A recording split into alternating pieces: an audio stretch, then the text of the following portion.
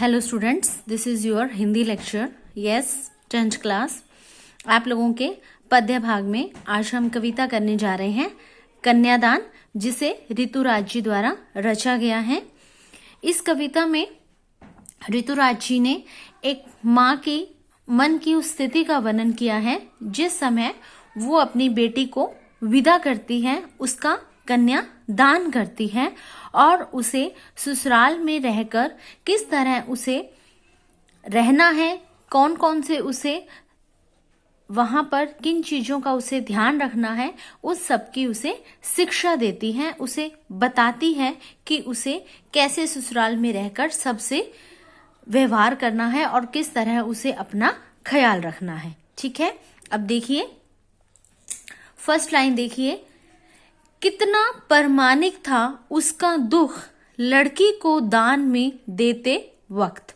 अब क्या है परमानिक, यानी कि उसमें कोई दुराहे नहीं है, कोई उसमें बनावटीपन नहीं है, बल्कि वो वास्तविक है कि लड़की को दान में देते वक्त अब क्या कहा गया है कि जो माँ है जब वो अपनी बेटी को दान में, यानी कि जब अपनी बेटी का विवाह कर रही होती है तो उसका दुख कितना परमानिक होता है, कितना वास्तविक होता है। जैसे वही उसकी अंतिम पूंजी हो, लड़की अभी सयानी नहीं थी, अभी इतनी भोली सरल थी। अब यहाँ पर क्या कहा गया है कि जो लड़की है वो अभी इतनी बड़ी नहीं हुई थी, अभी वो बहुत ही उसमें भोलापन था और उसने वो अपनी लड़की को दान में इस तरह दे रही थी, यानी कि उसके मन की स्थिति उस समय ऐसी थी मानो जैसे कि उसने अपने जीवन की अंतिम पूंजी कोई दान में दे दी हो। कि उसे सुख का आभास तो होता था लेकिन दुख बांचना नहीं आता था।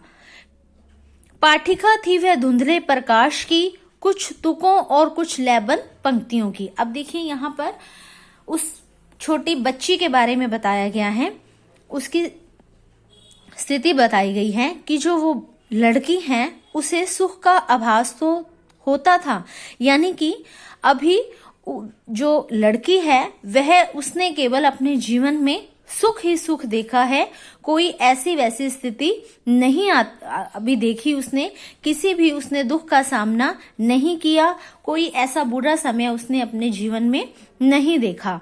पाठिका थी वह धुंधले प्रकाश की, यानी कि क्या था, वो तो अभी सिर्फ अपने जीवन में पढ़ना लिखना ही जानती थी और उसने अभी कोई किसी संघर्ष का सामना नहीं किया था, कोई कठिन परिस्थितियों से वह नहीं गुजरी थी।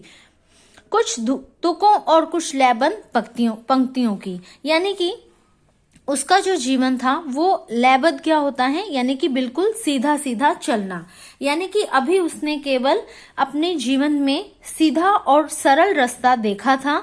उसने किसी भी धुंधले प्रकाश की का अर्थ यहाँ पर है कि यानी कि उसने कोई हल्का सा भी दुख अपने जीवन में नहीं देखा था। प्रकाश ही प्रकाश, यानी कि सुख ही सुख उसने देखे थे, आराम ही आराम उसने अपने जीवन में अभी भोगे थे। उसने किसी ऐसी वैसी स्थिति का सामना नहीं किया था। और जो माँ है वो अपनी बच्ची को दान में देते, यानी कि उसका कन्यादान करते समय काफी दुखी थी।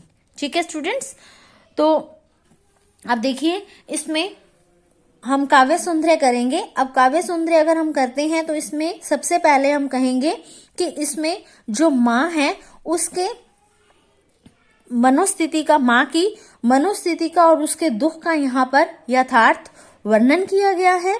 ठीक है, और क्या कह सकते हैं कि जो यहाँ पर सबसे हम, और उसके बाद हम कहेंगे कि यहाँ पर जो माँ है वो अपने जीवन में कन्यादान करते समय जिस दुख को अनुभव कर रही है उसका यहाँ पर वर्णन किया गया है।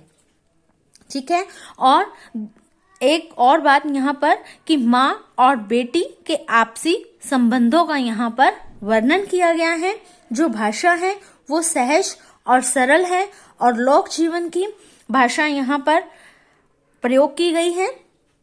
ठीक है, और इसमें लयतात्मकता है, यानी कि एक लय में भाषा है जो उसमें एक लय का प्रयोग किया गया है। ठीक है स्टूडेंट्स, तो आप इस काव्यांश को अच्छे से अब देखना। अगर आपको इसमें कोई समझने में या पढ़ने में या आपको कोई भी किसी तरह की प्रॉब्लम आ रही हो तो आप लोग पूछ सकते हो। ठीक है स्टूडेंट्स, थैंक यू।